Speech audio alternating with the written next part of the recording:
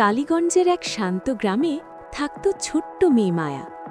মায়া খুব কৌতূহলী। সবাই ঘুমিয়ে পড়লে সে জানালার পাশে বসে আকাশের চাঁদ দেখত। এক রাতে সে দেখল চাঁদের আলো সোজা গিয়ে পড়ছে তাদের উঠোনের পুরনো আম গাছটার ওপর। হঠাৎ গাছের গায়ে একটা ঝিলমিলের দরজা দেখা গেল। মায়া ভয় পেলেও ভাবল রহস্যের দরজা খুলতেই হবে। সে ধীরে ধীরে দরজাটা ঠেলে খুলল। ভিতরে এক অদ্ভুত জগৎ।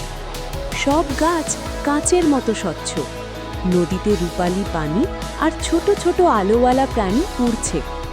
একটা ছোট্ট আলোওয়ালা প্রাণী এসে বলল, আমি লুমা, আমরা চাঁদের জগতের রক্ষক।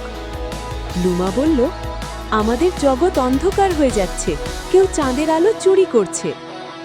মায়া বলল, চলো দেখি কে চোর। ওরা গিয়ে দেখে এক কালো ছায়া বড় কাঁচের বোতলে আলো ভরে নিচ্ছে।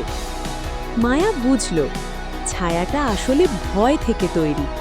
যত মানুষ ভয় পায় ছায়া তত শক্তিশালী হয়। মায়া সাহস করে চিৎকার করল, আমি ভয় পাই না। তার বুক থেকে উজ্জ্বল আলো বের হয়ে পুরো জগৎ আলোকিত করে দিল। ছায়াটা মিলিয়ে গেল। লুমা বলল, তোমার সাহসই আমাদের রক্ষা করল।